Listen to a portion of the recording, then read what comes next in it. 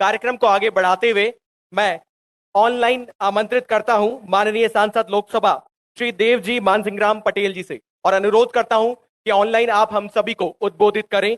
माननीय सांसद श्री देवजी मानसिंह पटेल जी। माननीय सांसद श्री देवजी मानसिंह पटेल जी। राम राम साहब, आज 9 राष्ट्रीय राजमार्ग परियोजनाओं के लोकार्पण और शिलान्यास में हमारे बीच में विराजमान सम्मानीय यशस्वी मंत्री महोदय नितिन जयराम गडकरी जी, सम्मानीय अशोक गहलोत जी, सम्मानीय वीके सिंह साहब, सम्मानीय भजनलाल जी जाटव साहब, लोकसभा में मेरे साथी भाई रामचरण जी बोहरा साहब, सम्मानीय भागीरथ जी चौधरी साहब, सम्मानीय निहाल जी मेघवाल साहब, सिरोही से मेरे विधायक पिंडवाड़ा विधायक सम्मानीय समाराम जी गरासिया साहब, भाई जीवाराम जी, सम्मानीय जोगेश्वर जी गर्ग साहब, भाई रामलाल जी, विराजमान सभी विधायकगण, अशोक लाहौटी जी, सौम्या गुजर जी और सभी मेरे वरिष्ठ बुजुर्गगण, युवा साथी, मीडिया के बंधु पदाधिकारीगण, बहुत खुशी की बात है राजस्थान के लिए आज 1357 करोड़ की परियोजनाओं का लोकार्पण और शिलान्यास आदरणीय नितिन गडकरी जी के हाथों से इनके कर कमलों द्वारा ये शुरुआत हो रही है। जैसा पूर्व में मेरे आदरणीय मित्र रामचरण जी बोहरा साहब ने कहा, वैसा ही कुछ मेरे साथ भी हुआ। आज मेरे इस क्षेत्र में जालोर सिरोही में 250 करोड़ की परियोजनाओं का लोकार्पण और शिलान्यास आदरणीय नितिन जी के हाथों से हो रहा है।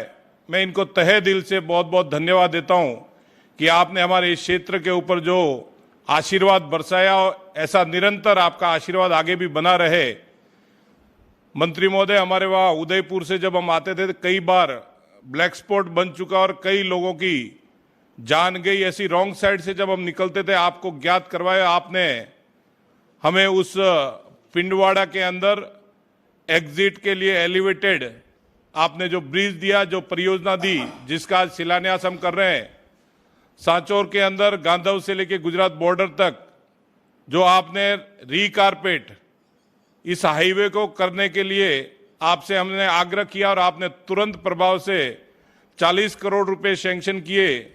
उसी के साथ में 168A धानेरा से नैनावा होते हुए सांचौर आने के लिए जो हाईवे की घोषणा की, और सबसे बड़ी हमारे C48 की जो मुसीबत थी, आदरणीय जोगेश्वर जी और वहां के लोगों ने, वहां के कलेक्टर महोदय या वहां के जो भी जनप्रतिनिधि हो, सबकी यही मांग थी कि ये जल्द से जल्द आरओबी बने, जिससे वहां पे ट्रैफिक की हमें निजात मिले। और आपने उसके लिए तुरंत प्रभाव से ये जो सारा फंड इश्यू करवाया, इसके लिए मैं आपको बहुत बहुत धन्यवाद देता हूं। साथ ही जालोर सिरोही के लिए 108 किलोमीटर केंद्रीय सड़क निधि योजना के तहत आपने जो हमें सैंक्शन करके 4 सड़कें दी है, उसके लिए भी मैं आपको धन्यवाद ज्ञापित करता हूं। और एक जोगेश्वर जी के लिए और खुशखबरी है, वहां जालोर वासियों के लिए खुशखबरी है और मैं आपको उसके लिए भी धन्यवाद दूंगा।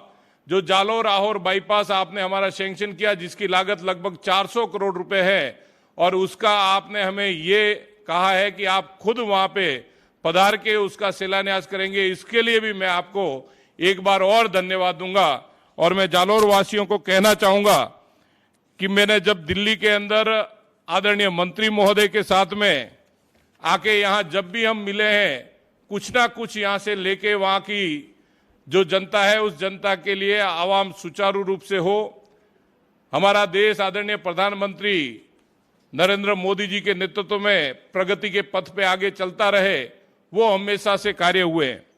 कुछ कार्य जरूर मैं आपके बीच में आग्रह करना चाहूंगा। जैसा कि मैंने पहले भी आपसे निवेदन किया था, जेलडा से सिरोही के लिए रेवदर और मंडार को बाईपास करके एक सड़क बनाई जाए, जिसको नेशनल हाईवे घोषित करना पड़ेगा। मंत्री महोदय वहां पे बहुत एक्सीडेंट होते हैं, क्योंकि मंडार और रेवदर हमारा बड़े कस्बे हैं। अगर उसको बाईपास हम कर देंगे तो बहुत लोगों की जान बचाई जा सकती है, क्योंकि शहर के बीचों बीच में से ये रोड गुजर रही है। साथ ही में मैं आपसे जरूर निवेदन करूंगा, जालोर सिरोही पाकिस्तान से सटा हुआ इलाका है और सिरोही जो मेरा जिला है वो आकांक्षी जिला है। इस दो जिलों के बीच में सड़क अगर नेशनल हाईवे मुझे मिल जाए, 75 किलोमीटर जाने में हमें बहुत तकलीफ होती है। मेरा आपसे करबद्ध आग्रह है कि इसको अगर हम जोड़ दे तो एक साइड में आबू रोड का नेशनल हाईवे और इस साइड में हम सांडेराव बालोतरा का जो नेशनल हाईवे है, इसके बीच का कनेक्शन मिल जाएगा तो बाड़मेर जाने वाले यात्रियों को भी जाने में आवागमन सुचारू रूप से होगा। एक आपसे करबद्ध निवेदन है, आपने एक कमेटी की घोषणा की, जो सड़क सुरक्षा कमेटी, जिसके अंदर आपने हम सांसदों को कहा कि आप उसकी अध्यक्षता करें और जो भी ब्लैक स्पॉट हो उसको चयनित करके वहां पे आरओबी या वहां पे जो भी सिस्टम से हम एक्सीडेंट रोक सके, ब्लैक पॉइंट को खत्म कर सके, ऐसी व्यवस्था करनी है। हमने आपके बीच में रखा और आपने उसकी डीपीआर के भी आदेश दिए। ऐसा एक साचोर रानीवाड़ा 4 रास्ता पे एलिवेटेड ब्रिज का मैं आपसे आग्रह करूंगा कि उसको जल्द से जल्द करवाए, क्योंकि अभी पिछले 1 साल के अंदर वहां सर 35 एक्सीडेंट हुए, जिसके अंदर लगभग 24 से 27 लोगों की जान गई है। मैं आपसे, मेरा करबद्ध निवेदन है कि हम इसको बचाव में कहीं ना कहीं काम करें।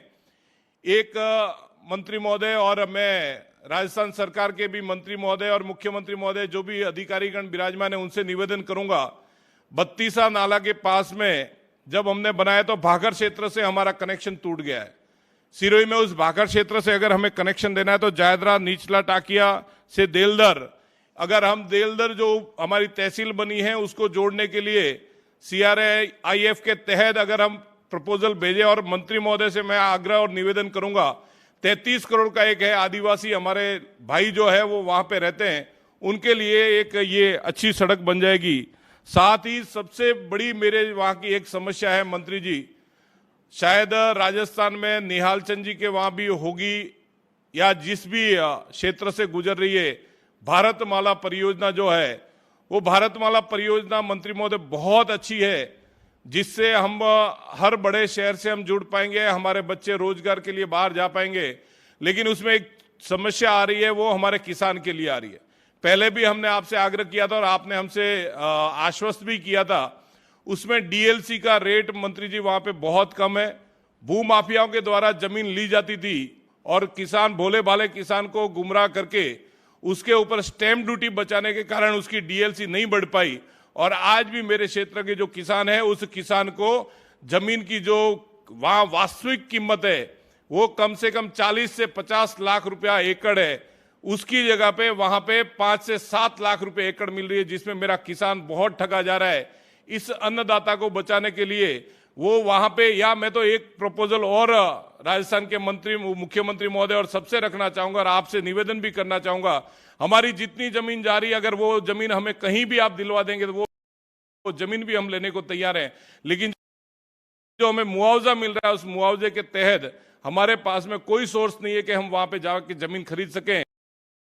इसके ऊपर अगर आप ध्यान देंगे तो आपकी बड़ी मेहरबानी, बड़ी कृपा होगी। एक बार आदरणीय मंत्री जी को बहुत बहुत तहे दिल से धन्यवाद दूंगा कि आपने जो परियोजना मेरे वहां दी है, इस हिसाब से मेरे शायद लोकसभा क्षेत्र में आने वाले कुछ समय में 1000 करोड़ से ऊपर आपकी दी हुई सौगात मेरे वहां पहुंचेगी। इसके लिए आपका बहुत बहुत तहे दिल से धन्यवाद। जय हिंद, जय श्री।